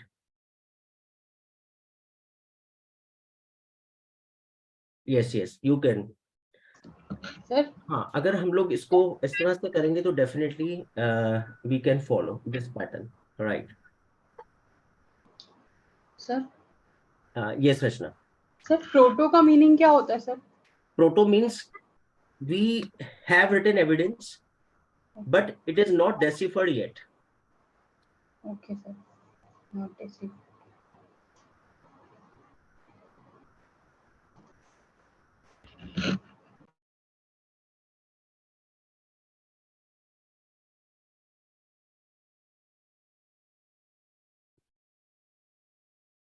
okay चलो ठीक है। तो अब हम आते हैं यहाँ पर थोड़ा सा, अभी मैं आज मॉडर्न इंडियन हिस्ट्री, जैसे मैंने आप लोगों को बोला था कि आज हम लोग मॉडर्न इंडियन हिस्ट्री, हम लोग अपना जो जीएस का सेक्शन है वो मॉडर्न इंडियन हिस्ट्री से हम लोग स्टार्ट करेंगे। सो अभी आपके सामने एक ये स्क्रीन पे शेयर हो गया Indian history advent of Europeans. Rachna आपको विजिबल है ये screen? Yes sir, it is visible. Okay fine, ठीक है। तो अभी मैं हल्का सा एक इंट्रोडक्शन दूंगा आज, बिकॉज फर्स्ट क्लास है, फिर हम कल से इसको प्रॉपर स्टार्ट करेंगे। एंड मॉडर्न इंडियन हिस्ट्री, जैसे मैंने आपको बताया कि will start from modern Indian history. Why? Because जैसा अभी हमने देखा लास्ट 10 ईयर्स में वेटेज ज्यादा है। अगर मॉडर्न इंडियन हिस्ट्री से उसने 4 क्वेश्चंस पूछे तो उस साल पक्की बात है कि हिस्ट्री से यूपीएससी आज 8 क्वेश्चंस। तो आउट ऑफ 8 यूपीएससी आज 4 question from modern Indian history. और फिर मॉडर्न इंडियन हिस्ट्री हमारा मेंस में भी इंपॉर्टेंट पार्ट रोल प्ले करेगा। तो दैट्स वाई, क्योंकि अगर जीएस में हिस्ट्री के 7 to 8 क्वेश्चंस आते हैं तो मॉडर्न इंडियन हिस्ट्री से UPSC will ask in GS paper 1 3 to 4 questions, same 50% weightage modern Indian history in prelims, modern Indian history in mains. तो पहले जो हमारा स्ट्रॉन्ग सेक्शन है जो हमें ज्यादा मार्क्स देगा वो हम लोग कंप्लीट करते ताकि हमारा कॉन्फिडेंस जो है बूस्टअप हो जाए। तो मॉडर्न इंडियन हिस्ट्री की शुरुआत, जैसे मैंने आपको बोला, कंपनीज आई, औरंगजेब डिक्लाइन हुआ, कंपनीज आके यहाँ पे बिजनेस करने लगी। लेकिन अब मेरा पहले आप लोगों से एक क्वेश्चन है, just I am starting this chapter. आज थोड़ा सा आपको एक आइडिया लगे कि हम लोग कैसे स्टडी करेंगे। यस, काफी, यस, ऑलरेडी करेक्ट, राइट। तो पहले मेरा क्वेश्चन है, रचना से पूछ लेते हैं। रचना, आप मेरे को बताओगे कि अगर हम लोग कंपनीज की जब बात करते हैं तो फर्स्ट ऑफ ऑल आप मुझे ये एक्सप्लेन करो, why these companies came in India. मतलब भारत क्यों आई, इनको क्या पड़ी? आज तो हम इतने सम्मान भरी नजरों से यूरोप को देखते हैं, हमारा खुद मन करता है हम जाए। बताओ, कभी टाइम था ये हमारे यहाँ आने के लिए पागल थे? तो ऐसा क्या था हिंदुस्तान में that all companies they all were very crazy to go India? So trade opportunities. India was very rich in the natural resources, and there was a wide variety of opportunities available here. Okay, okay, That's what correct. I say. Yes, right Palak, right Pooja, yes, right Urvashi, Anisha, yes you are correct, correct है। तो मतलब point ये है कि बहुत सा companies जब यहाँ पर आई तो पहले हम एक रूट देखते हैं, उस रूट से थोड़ा समझ में आएगा। मेरे ख्याल से आपको ये मैप दिख रहा होगा, ये जो रेड रेड कलर आप देख रहे हो ना, दिस इज सिल्क रूट। ये सिल्क रूट था, और रेड कलर है लैंड रूट है, ये स्पेशली लैंड रूट है, रेड रेड कलर। उस समय चाइना का सिल्क कहते हैं, बहुत फाइन क्वालिटी का सिल्क था। पता नहीं चाइना से तो हमारी किस्मत कुछ ऐसी है, हमेशा हम सेकंड नंबर पे ही रहे, चाइना हमेशा टॉप पे ही रहा। अब चाहे वो डिफेंस पॉइंट ऑफ व्यू से हो, चाहे वो बिजनेस पॉइंट ऑफ व्यू से हो, कहते हैं उस समय चाइना का सिल्क बेस्ट था, सेकंड नंबर पे इंडियन सिल्क था। बताओ, प्राचीन काल में भी हम सेकंड ही थे। खैर, ईश्वर करे कभी हम फर्स्ट आए और चाइना सेकंड हो जाए। पर ये अच्छा, कोविड में वो फर्स्ट था, हम सेकंड थे, तो ऐसी चीजों में तो हम सेकंड रहे, ठीक है ना? Right Rohit, correct. तो खैर, अच्छा, बात हम ये कर रहे थे कि चाइना का सिल्क कहते हैं इतना सॉफ्ट था कि एक मैच बॉक्स होती है ना, उसमें सिल्क की sari, you can keep the silk sari in to that match box. थोड़ा ज्यादा ही है, पता नहीं बोलते हैं ऐसा कि बड़ा सॉफ्ट था। एंड दे सेड कि वन रिंग आप लो, उस रिंग से पूरी सिल्क की साड़ी को आप क्रॉस कर सकते हो, इतनी सॉफ्ट। ये भी थोड़ा ज्यादा ही है, लेकिन पता नहीं कहते हैं तो फिर ठीक ही होगा। तो मतलब इतना सॉफ्ट सिल्क कि मैच बॉक्स में आ जाए, रिंग में से पूरी साड़ी निकल जाए, इतना फेमस सिल्क। और उस समय सिल्क जाता था कहाँ पे? ईरान और ये जितना भी मिडिल ईस्ट है ना, वहां पे चाइना सेंट इट्स, मतलब एक्सपोर्ट करता था ये उस समय। अच्छा, हम कुछ नहीं करते थे, हम यहाँ पे चुपचाप बैठ के चुंगी लेते थे, टोल टैक्स वी कलेक्टेड। तो रचना से, उर्वशी से, पलक से, रोहित से, भारद्वाज से मेरा ये क्वेश्चन है, could you please tell me कि जब हम उस समय जो टैक्स लेते थे, which dynasty was ruling at that time at the top of the India and were taking the tax? This was called silk tax on silk route. Kushan, sir. Hmm? Kushans. Yes, very good, Rachana. Correct. Right, right, Urvashi. Right, Palak. Right, Sonia. Kushan dynasty. Well, Kushan dynasty की अगर हम बात करें तो ये Kushan dynasty जो है वो टोल टैक्स लेती थी और यहाँ पे बैठती थी, और उसका फेमस रूलर था कनिष्क, है ना? Kanishka, very famous ruler of Kushan dynasty. तो ठीक है, प्रभु कृपा से ये बिजनेस चाइना का इंडिया के थ्रू चलता था। और अगर आप अगर वर्ल्ड का मैप देखोगे तो जैसे मैंने अभी आपको बताया कि वर्ल्ड के मैप में अगर आप लोगों की ने ज्योग्राफी अभी स्टार्ट करा हो, तो if you all know that tropic of Cancer, equator and Capricorn, तो कैंसर के ऊपर, ट्रॉपिक ऑफ कैंसर, कर्क रेखा के ऊपर यूरोप पूरा कॉन्टिनेंट है, तो कूल क्लाइमेट है, ठंड बड़ी पड़ती है यहाँ पर। And usually they take nonveg, है ना, नॉनवेज ये लोग बड़ा खाते हैं, क्लाइमेट है इनकी ऐसी, और नॉनवेज पे अगर आप मसाले लगा के रख दो तो बासी नहीं पड़ते काफी टाइम तक। तो उस समय इंडिया मसालों के लिए बहुत फेमस था, और Malabar coast was very famous for spices, very famous for spices. तो यहाँ पर मसाले लेने जो है बाहर से आते थे, एंड उस समय इंडिया के मसाले तो बहुत फेमस थे, इंडिया के जो स्पाइसेस है। अब इतने मसाले ये लोग लेते थे कि इनकी डिमांड बढ़ती जा रही थी, धीरे धीरे काफी इंक्रीज हो गई इनकी डिमांड। जैसे फॉर एग्जांपल अगर हम 15 केजी स्पाइसेस बनाते हैं, तो पता चला मिस्टर अलेक्जेंडर आया, या मिस्टर सिम्पसन, या मिस्टर जॉनसन, ये ट्रेडर्स थे, यूरोप से आते थे, और स्पेशली इटली से आते थे, इटली, क्योंकि इटली हमसे स्पाइसेस लेता था और वो पूरे यूरोप में आगे उसको बेचता था। तो Italy was playing a mediator, अभी मैं मैप में दिखाऊंगा आपको। तो ये जैसे अब आया मिस्टर जॉनसन, 12 केजी स्पाइसेस, तो हमने दे दिए। अगले साल आया 13 केजी स्पाइसेस, तो सोनिया हमने दे दी इसको स्पाइसेस। एंड फिर राघव अगली बार आया, कहने लगा 16 केजी स्पाइसेस। अब राघव हम कंफ्यूज, हमने कहा यार बताओ, हमारा खुद का production 15 KG, 15 KG, and customer demanding 16 KG.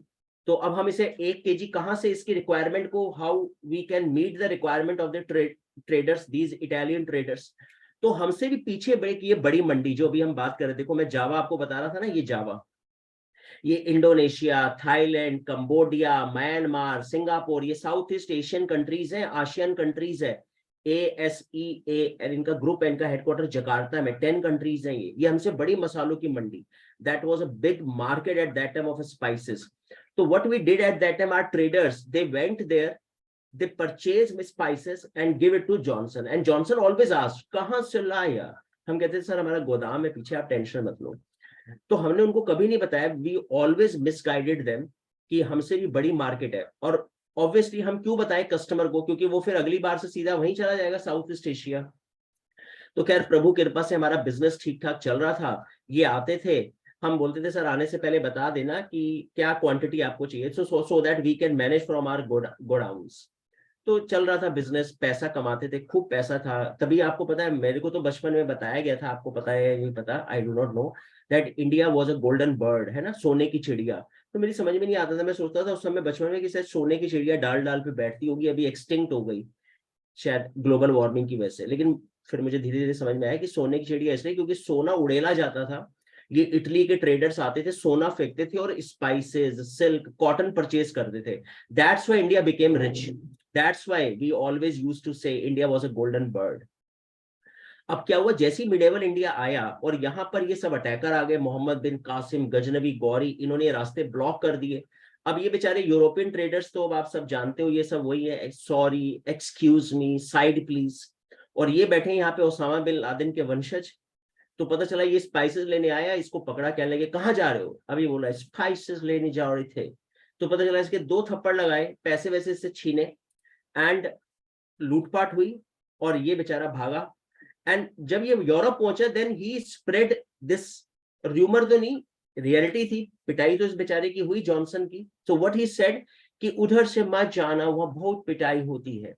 तो बाकी ट्रेडर्स इतनी दहशत में आ गए, they all were in fear, and they decided not to follow that particular path, that particular land route. तो इंडिया इनके लिए खो गया। अब at that time there was no GPS जो उनको गाइड करता, टेक लेफ्ट देन राइट, किसी और दूसरे रास्ते से आ जाओ। तो ये बेचारे कई साल इनका इंडिया के साथ बिजनेस ठप, हम भी बड़े डिसअपॉइंट हुए, और अरब मर्चेंट्स जो है, ये अरब ट्रेडर्स हमारे साथ बिजनेस करने लगे। तो ठीक है, एक कस्टमर गया, दूसरा आ गया, हम करते रहे। तो ये तो कहानी रही, इस बात का आंसर था। ये 2 आंसर मैंने आपको दिए। Question number 1, why Europe came in India, तो स्पाइसेस के लिए। Why they started to find out India through sea route. अब क्वेश्चन ये भी इंटरव्यू पैनल ने एक बार पूछा था एक हिस्ट्री के स्टूडेंट से, खैर उसका हिस्ट्री ऑप्शनल था इसलिए पूछा, तो आप मत डरना।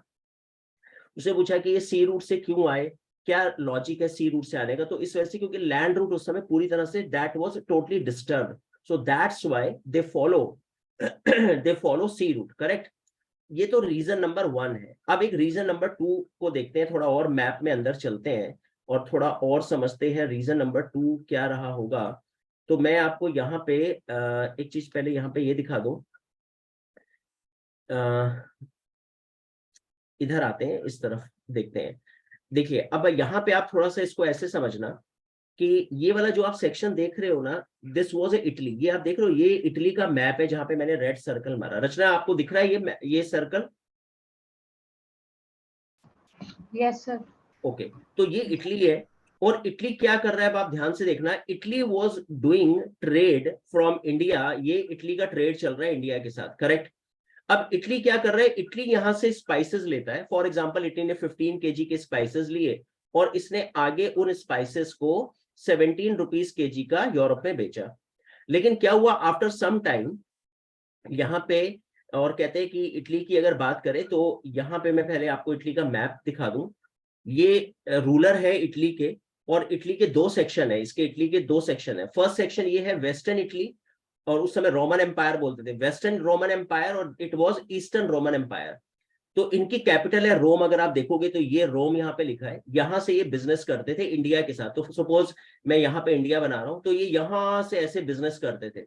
तो what they decided, the rulers of Roman empire, they decided to shift their capital from west to east, and they made their new capital, and that was Constantinople, new capital. Why this new capital, this name was kept? Because ruler was Constantine.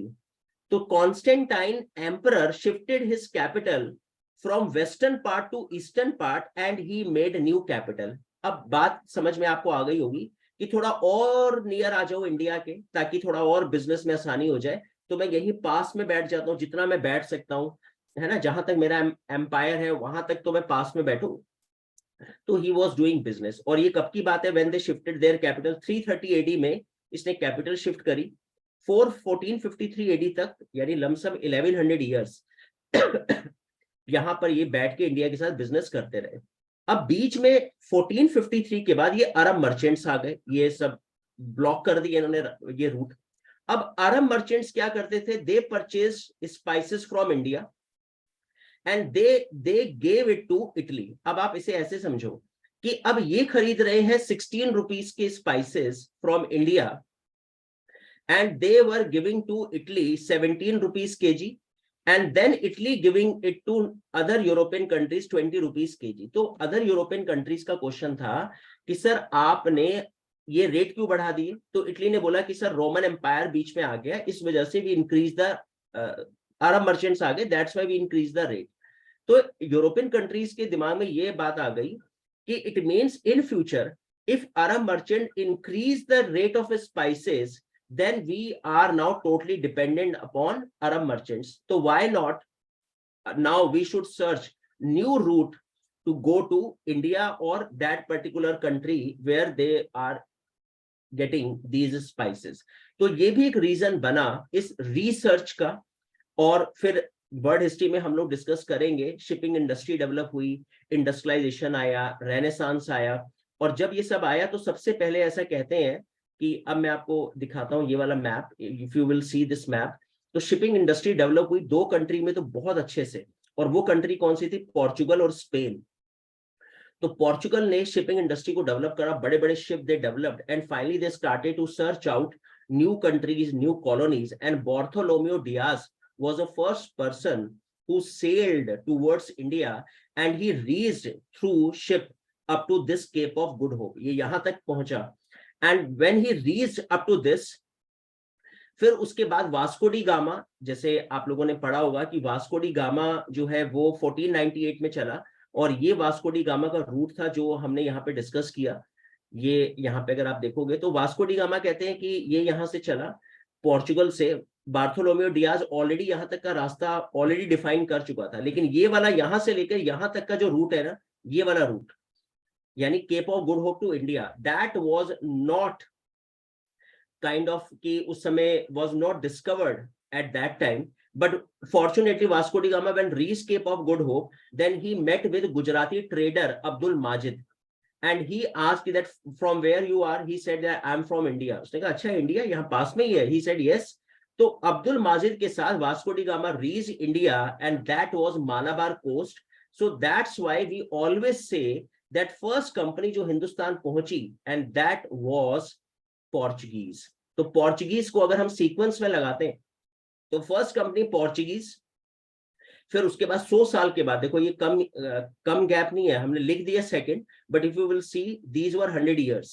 तो कहते हैं कि फिर उसके बाद 100 साल के बाद east India company got visa from queen and then they came in India and they started business. So 100 years there was a monopoly of Portuguese, and first person who reached India was Vasco da Gama through sea route. वैसे मेरे को बचपन में मेरी ma'am ने पढ़ाया था कि Vasco da gamma discovered India, right Urvashi? और मेरे मन में तो बड़ी श्रद्धा पैदा हो गई वास्को डी गामा को लेके कि यार बताओ इसने हमें ढूंढा। फिर जब मैंने स्टडी करी तो मुझे पता लगा कि वास्को डी गामा ने हमें क्या ढूंढा, हम तो ढूंढे ढूंढाए बैठे हुए, खोए तो तुम थे। तो अंग्रेज हमारा इतिहास लिख गए, दे रोट आर हिस्ट्री, तो they wrote in this style कि दैट वी डिस्कवर्ड इंडिया, यानी सारा क्रेडिट खुद ही ले लिया कि इन्होंने हमें ढूंढा, जबकि खो ये गए थे। एंड इनको ऐसे लिखना चाहिए था in this kind of statement कि we discovered another way to reach India, that is the exact line should be. तो लेकिन इन्होंने ऐसे लिखा India was discovered by Vasco da Gama. फिर उसके बाद डच आए, डेनिश आए, फ्रेंच आए। सो रचना आप मेरे को बताओगे what is Dutch right now? So Denmark. Denmark. And Danish? So sorry, Danish is Denmark, sir. Yes. Then Dutch? Dutch, sir. Netherlands. Yes, correct. Right. Netherlands. Right, Rachna. Yes, Right, sir. Urvashi, correct. So Netherland, तो Netherland और ये Danish जो है Denmark है, और French तो खैर हमें पता ही है फ्रांस है। तो ये एडवेंट ऑफ यूरोपियन कंपनी जो हमारा फर्स्ट चैप्टर होगा, हम इस तरह से सीक्वेंस को स्टार्ट करेंगे। और जो हमारा मॉडर्न इंडियन हिस्ट्री का जो सिलेबस है वो यहीं से स्टार्ट होगा, यानी एक तरह से 1498 हम लोग लेके चलेंगे, लेकिन ये वैसे मिडेवल इंडियन हिस्ट्री का सेक्शन है। हम करेंगे पोर्चुगीज को तो डिस्कस करेंगे नो डाउट, पोर्चुगीज का सेक्शन डिस्कस करेंगे। तो वैसे इन जनरल अगर हम बात करें तो हम 1707 से अपने मॉडर्न इंडियन हिस्ट्री का सिलेबस शुरू करेंगे, एंड 1947 तक हम इसको अपने सिलेबस में लेंगे, क्योंकि ये यूपीएससी का प्री और मेंस दोनों का सिलेबस यही है, करेक्ट? तो खैर ये तो बात रही मतलब कंपनी वाइज कैसे ये लोग आए, आज हमने इसको डिस्कस किया। एंड कल से हम इसको one by one in companies को लेंगे। ये हमारा चैप्टर नंबर 1 है मॉडर्न इंडियन हिस्ट्री का, राइट? तो अभी मैंने आज आपके साथ व्हाट आई डिस्कस, मैंने आज आपको हिस्ट्री के वो 10 सेक्शंस हमने डिस्कस करे। हमने प्री, प्रोटो और हिस्ट्री को डिस्कस किया। वी डिस्कस एंशिएंट का कहाँ से स्टार्टिंग कहाँ पे end, we discuss medieval starting and end, modern Indian history starting and end. And हमने ये समझा कि why European companies came in India, what were the sequence of these company, how they reach in India. अब मैं कुछ questions जैसे as usual ये तो हमने करना ही है हर क्लास में। अब मैं आपको पैटर्न भी समझा दूं जो नए स्टूडेंट्स हैं, कि हम लोग हर क्लास में एक चैप्टर फिनिश करेंगे, उस चैप्टर के एंड में मैं आपसे कुछ एमसीक्यूज पूछूंगा उस चैप्टर से related, so that you can check कि किस तरह से क्वेश्चन फ्रेम हो सकता है यूपीएससी में इस पर्टिकुलर चैप्टर से। तो जब हम Portuguese, East India Company, Dutch, Danish, French हर कंपनीज को खत्म करेंगे अपने चैप्टर में, उससे रिलेटेड कुछ एमसीक्यूज होंगे। फिर चैप्टर के एंड होने पर उस चैप्टर से अगर मेंस के कुछ क्वेश्चंस बनते हैं, then I will ask mains question, मैं आपको दूंगा लिखने के लिए, आप उसको लिखोगे एंड आप मुझे उसे भेजोगे, मेल करोगे, एंड आई विल चेक, मैं चेक करूंगा एंड मैं फाइंड आउट करूंगा अगर कोई एरर है, आई विल गाइड यू कि किस तरह से इसको लिखा जा सकता था। लेकिन शुरू में मैं ज्यादा गलतियां नहीं निकालूंगा, क्योंकि कई बार क्या होता है, मेरा पर्सनल एक्सपीरियंस है, when we find out many errors, है ना, कि ये गलत कर दिया वो गलत, फिर अगली बार ना स्टूडेंट ना बड़ा कॉन्शियस हो जाता है कि नहीं यार मैं ऐसे लिखूंगा, फिर वो कहेंगे ऐसे क्यों लिखा। तो अभी शुरू के मैं कुछ टाइम आप लोगों को फ्री हैंड दूंगा, जो आपने लिखना है लिखो, कोई बात नहीं, एक दो पॉइंट आउट करूंगा, धीरे धीरे मैं आपको थोड़ा सा ट्रैक पे ले आऊंगा, ताकि आप लोग फ्री हैंड्स लिखने से घबराओ ना। क्योंकि देखो किसी के कहने से स्किल डेवलप कभी नहीं होगी, मैं आपको गाइड ही कर सकता हूँ, लेकिन वो डेवलप होगी आपकी ओन डेवलपमेंट से, व्हेन यू राइट फ्रीली, जब आप उसको सोचना शुरू करोगे। तो हम उसको ब्लॉक नहीं करना चाहते, आपको जो उल्टा सीधा गंद बला लिखना है सब लिखो, जितना कूड़ा कचरा आपके दिमाग में सब उड़ेल देना अपने आंसर में, बिल्कुल टेंशन नहीं लेनी, कोई डांट नहीं रहा आपको, कोई कुछ नहीं बोल रहा, आप लिखो। और फिर 1-1.5 महीने 2 महीने के बाद यू विल फील कि यार खुद ही आपको अंदर से आत्मग्लानि, गिल्ट फील होगा कि यार मैंने क्या वाहियात क्वेश्चन लिखा था उस दिन, और आज देखो मैंने कितने अच्छे से उसको एक्सप्लेन कर रहा हूँ। ये आप खुद ही समझने लगोगे, एक क्वेश्चन को जब आप 2 बार 3 बार यू विल राइट, करेक्ट? तो अभी मैं एज यूजुअल, अभी तो चूंकि हमारा चैप्टर फिनिश नहीं हुआ, जब फिनिश होगा तो मेंस का पार्ट तब आएगा, लेकिन एमसीक्यू हम लोग हर सेक्शन में, हर क्लास के बाद मैं पूछता रहूंगा। क्योंकि अभी हमने सच कुछ ऐसा करा नहीं है टॉपिक, तो फिर भी मैं एक इन जनरल क्वेश्चंस कुछ पूछ रहा हूँ आपसे। एंड करेक्ट है, तो अभी चलते हैं हम अपने क्विज पर और करते हैं कुछ क्वेश्चंस को discuss. So first of all, यहाँ पे अगर कोई मुझे आंसर दे पाए कि what is the answer of this question. Yes Rachna, and yes other students, correct. Sir ये sir D option, Madan Mohan Malviya. Which one? D option sir, Madan Mohan Malviya. Okay okay, yes, okay, some students saying A, B and okay C, ठीक है, and D, okay correct. ठीक है, check करते हैं, देखते हैं। देखो, तो सबसे पहले दादा भाई नौरोजी, पहले क्वेश्चन देखते हैं। वाज नॉट मॉडरेटर, तो मॉडरेटर हाँ ठीक है, मतलब जो उदारवादी, जैसे एक नरम दल और गरम दल होता है, तो कुछ नरम दल के लीडर्स थे आईएनसी में, इंडियन नेशनल कांग्रेस में, एंड वो लोग थोड़े सॉफ्ट हार्टेड टाइप के थे। फिर कुछ टाइम के बाद, 20 इयर्स के बाद, कुछ बड़े एग्रेसिव लीडर्स ज्वाइन हुए कांग्रेस में, जिन्होंने इनको बोला कि अंकल आपके बस का कुछ नहीं है, अब हम बताते हैं कैसे लड़ना है अंग्रेजों से। तो they were all known as extremist leaders. तो Dadabhai Naoroji was founder member, Anand Charlu was the founder member, ये सब बेचारे मॉडरेटर्स थे। विपिन चंद्र पाल को लेके कंफ्यूजन होता है, इसीलिए ये क्वेश्चन एग्जाम्स में आता है। आपने सुना होगा ना, बाल, पाल, लाल, तो यहाँ पे लाल क्या है रचना? सर लाला लाजपत राय। हाँ, लाला लाजपत राय, बाल गंगाधर तिलक, विपिन चंद्र पॉल। तो विपिन चंद्र पॉल वैसे कहते हैं पहले मॉडरेटर थे, बाद में एक्सट्रीमिस्ट लीडर बन गए, बाल पाल लाल। तो चूंकि वो पहले मॉडरेटर से, that's why we are not considering C. But हाँ, अगर Madan Mohan Malviya is not there, तो definitely we can opt Bipin Chandra Pal. But Madan Mohan Malviya है, तो he was purely extremist leader. Madan Mohan Malviya के बारे में आप लोग क्या जानते हो? कुछ भी अगर जानते हो तो please write down in chat section. Yes Rachna, do you know? Sir he was a founder of Hindu Mahasabha. आपकी आवाज बड़ी कम आ रही है रचना। यस रचना, क्या? He was a founder of Hindu Mahasabha yes, and he was also a founder of Hindu University. करेक्ट। And Yes. Most important, yes yes correct, very good students, very good Rachna, correct है। हिंदू महासभा के founder थे, बनारस हिंदू यूनिवर्सिटी के founder थे, BHU को इन्होंने foundation दी थी 1915। वैसे ओरिजिनली एनी बेसेंट ने इसको फाउंडेशन दी थी। इसका नाम बीएचयू पड़ा मदन मोहन मालवीय के समय। तो Madan Mohan Malviya was not the original founder of BHU, already it was established by Annie Besant. तो इसको कहीं राइट डाउन कर लेना अपनी कॉपी पे। 1898 में सेंट्रल यूनिवर्सिटी के नाम से it was established, 1898, right, by Annie Besant. फिर 1950 में it became BHU through the efforts of Madan Mohan Malviya.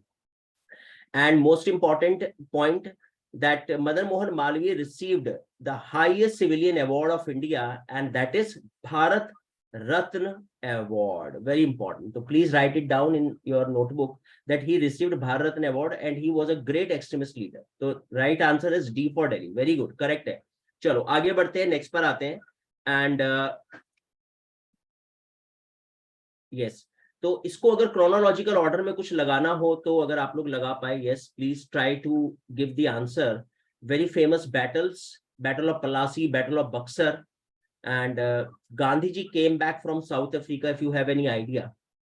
So I'm asking general question related to modern Indian history, because right now we do not have any particular topic to ask question from all of you.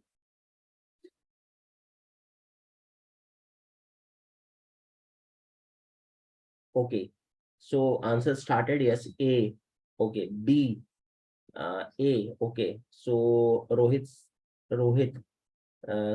Sushma, Sonia, Bhardwaj, A. Okay, yes Rachna, A sir, A. which one? A? Yes sir. Okay, तो ठीक है, check करते हैं। Battle of Plassey, in fact battle of Plassey was very famous battle, and we all know 1757 was a time period when battle of Plassey was held. And battle of Plassey की बड़ी importance है, because इसी battle से Britishers they got platform to stay in India, and that platform was Bengal रियासत। तो बंगाल रियासत दे captured. और बक्सर की बैटल 1764 में हुई, and in that battle they captured Bengal, finally Bengal full-fledged, and Awadh and Delhi. So that's why very important. इसके बाद ये declare हुआ कि now Britishers going to rule in India for next 250 years. And Gandhiji came back from South Africa after winning apartheid movement 1915. तो बिल्कुल chronology और order की बात करें तो 1 to 3 is the right answer. Very good है, correct है. So 57, 1757, 1764, 1915. Okay, correct है. Next पर आते हैं, next question पे चलते हैं. Moving to next. Okay, so please try to give the answer of these very important incident of modern Indian history. Chori Chora incident, Jallianwala massacre, very important, and Gandhiji imprisonment. Okay, B. Which of the following event was the reason for the withdrawal of non-cooperation movement? So I think question तो easy है, and okay, A. ठीक है, done. तो check करते हैं, and maximum student ने बिल्कुल ए ही answer है, एक स्टूडेंट ने बी दिया है. चोरा चोरी इंसिडेंट भी ऑल नो. चोरा चोरी इंसिडेंट जो है, रचना कुछ आइडिया है when this incident was held? So 1920s, around 1921, 22 around. Okay, मैं बता देता हूँ. 1922 एंड 1922 ये बात है 12th of February में. तो वैसे ये कॉल्ड ऑफ हो गया था मूवमेंट, और ये जो इंसिडेंट है ये हुआ था 5th of February में, राइट. तो मतलब एक तरह से आप ऐसे मान के चलो विद इन 7 days फिर गांधी जी ने डिसाइड करा इस मूवमेंट को कॉल्ड ऑफ करना. तो movement was called off by Gandhi ji 12th February, but this incident was held 5th February 1922, और मूवमेंट स्टार्टेड 1920. तो जलियांवाला बाग हम सबको पता है 1919 की बात है. बैसाखी वाला दिन था 13 अप्रैल, और गांधी जी को इम्प्रिजनमेंट हो गई थी इस इंसिडेंट के बाद ही. तो गांधी जी को 1922 में ही जेल हो गई इस मूवमेंट के खत्म होते ही, करेक्ट. तो ये रीजन था नॉन कोऑपरेशन मूवमेंट जो 1920 में स्टार्ट हुआ. करेक्ट है, राइट. चलो आगे चलते हैं, नेक्स्ट क्वेश्चन पर आते हैं और देखते हैं, कुछ और समझते हैं. चलो इसको आंसर दो. Please give the answer of question number 4. 5 question I will ask and then we will end today's class.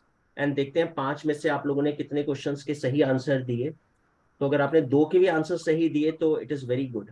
ये sati system, very famous sati system, widow remarriage, slavery act. पहले दास बनाए जाते थे, पहले दास बाजार लगता था, आपको पता है, दास स्लेव मार्केट. जैसे आज हम कहते हैं ना टमाटर अच्छे ले आना, आलू ठीक लाना, पहले बोलते थे दास अच्छे लाना, बेस्ट क्वालिटी के स्लेव लेके आना. और मॉर्लेमेंटो रिफॉर्म्स में कहते हैं मुस्लिम रिजर्वेशन सबसे पहले आई, और इसको पार्टीशन का रूट कॉज मानते हैं. Yes Rachna? Sir, A option. Sorry, Sir, A. A option? Yes, sir. Okay, let me check. So, some students giving answer A, B. Okay, and. अच्छा ठीक है, correct. Let me check. Sati system, देखो अगर मैं होता तो मैं कॉमन सेंस क्या यूज करता. मैं सोचता यार सती सिस्टम पहले हुआ होगा, तभी after that window remarriage act बना होगा ना, क्योंकि जब बचेगी तभी तो विडो रीमैरिज होगी. तो मेरा कॉमन सेंस तो ये बोलता है 1 के बाद 2 होगा. तो अभी तो मैंने एक बेसिक अपना दिमाग यूज किया, ब्रेन स्टॉर्मिंग करी, और मुझे लगा अब ए हो सकता है और बी हो सकता है, और मुझे पता है यार सी और डी तो I am not going to opt. तो ए और बी 50-50 पे तो मैं आ गया. अब सती सिस्टम की बात अगर मैं करूं तो 1829, मुझे पता है 1829 में राजा राम मोहन रॉय के एफर्ट से सती सिस्टम बैन हुआ. एंड विडो रीमैरिज कहते हैं 1856 में. Could you please tell me, Rachna से भी मेरा क्वेश्चन है और बाकी स्टूडेंट से, who was the social reformer for widow remarriage act? Ishwar Chandra Vidyasagar. Very good Rachna, correct है, ईश्वर चंद्र विद्यासागर. रचना आपको तो आप कहते हैं मुझे बड़ी कंफ्यूजन रहती है, आपको काफी चीजें पता है. And yes, very good. Ishwar Chandra Vidyasagar was a great social reformer. So अगर हम लोग बात करें तो इस तरह से ले सकते हैं हम कि 1 और 2 ये हो गया, ठीक है. स्लेवरी एक्ट जो है 1833 में ये बैन हुआ था, तो इसलिए यहाँ पे थोड़ा सा मुझे जाना पड़ेगा 132 पर, करेक्ट. और फिर मॉर्लेमेंटो रिफॉर्म्स है 1909. ये मॉर्लेमेंटो रिफॉर्म जिससे मुस्लिम्स को रिजर्वेशन मिला, तो ये हो जाएगा 1, 3, 2 and 4, and I think answer यहाँ पे बैठेगा बी फॉर बॉम्बे। तो जिन स्टूडेंट ने बी आंसर दिया उनके लिए yes clapping, Urvashi, Sonia, Palak and Tanisha. Yes correct, B answer. Rachna you got it? Yes sir. Okay thank you. चलो अब आते हैं एक लास्ट क्वेश्चन पे चलते हैं और देखते हैं ये क्वेश्चन बताओ थोड़ा सा अगर कुछ आइडिया हो तो। सीडीएम, सिविल डिसओबीडियंस मूवमेंट, मैं आप लोग को बता दूं कि ये जो है ये है आपका सॉल्ट सत्याग्रह है, ये Dandi March. Yes correct Rohit, yes Gandhi started Dandi March from Sabarmati ashram to Dandi. Yes, हाँ करेक्ट राहुल। यस राइट, हाँ thank you, please give me one glass of water. Yes Rachna कुछ आइडिया? Sir D. D okay, and C D, okay C C C Rohit C, Sonia C, and 5 student D option. Okay ठीक है, check करते हैं। देखो डांडी March, तो 1930 was a time period, was the year when Gandhi ji started 12th March 1930, और फिर 6 अप्रैल को गांधी जी साबरमती आश्रम से डांडी पहुंच गए थे, तो 1930 है डांडी मार्च। चंपारण सत्याग्रह बहुत पहले था, गांधी जी जस्ट आए थे साउथ अफ्रीका से and he fought for Champaran peasants, वो इंडिगो का इशू था, 1917 की बात है। राउंड टेबल के बारे में मैं आपको बता दूं, 3 राउंड टेबल है, 1, 2, 3 राउंड टेबल कॉन्फ्रेंस। तो first round table conference, second round table, third round table, और तीनों का ईयर जो है ना कंसेक्यूटिव ईयर्स है, 30, फिर then 31 and then 1932, and October to December end of the year है, October to December, October to December, correct. चलो ठीक है, तो अभी मुझे ये क्लियर हो गया सेकंड की जिसमें Gandhi ji participated, that's why it is very important, और गांधी जी ने इसको अटेंड किया था। तो यहाँ पे मैं अक्टूबर ले लेते हैं, चलो अक्टूबर 1931 में ये हुआ। लेकिन एक बहुत बड़ा इशू है जिस वजह से मैंने ये क्वेश्चन आप लोगों से पूछा, और ये इशू क्या है आप इसे ऐसे समझ लो। 5 मार्च को 1930 की बात है, 5 मार्च 1931 गांधी और इरविन के बीच में पैक्ट हुआ, 1 साल के बाद इरविन ने रिक्वेस्ट करी कि sir please and the movement और आप राउंड टेबल कॉन्फ्रेंस में चले जाओ, क्वीन वहां पे बैठी है, आपको जो पूछना है क्वीन से आप बात करो, तो आप प्लीज मेरे को मत बोलो, आप वहां जाओ, go there and whatever your question please ask from queen. तो Gandhi ji second round table conference में जा रहे हैं उसी साल के एंड में जो होने वाली है।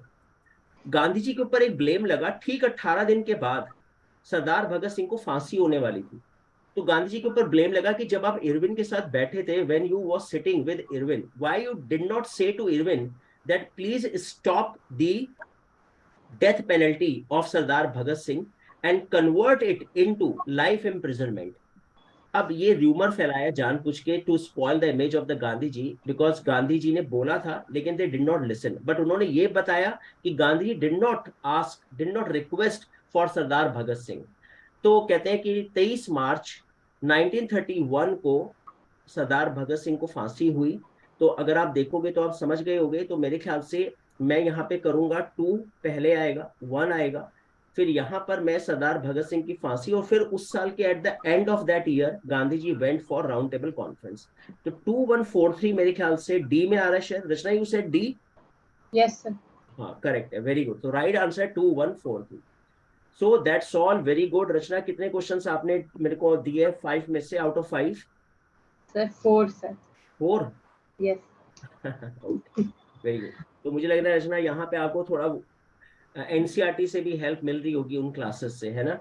Yes sir, they are really helpful sir.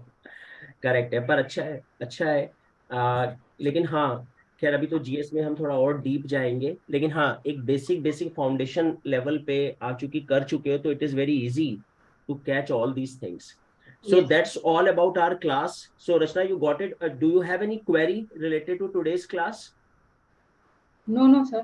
It was Okay, just ठीक है। orientation तो class. अभी हम कल से अपना चैप्टर नंबर 1 स्टार्ट करेंगे, राइट? Yes, sir.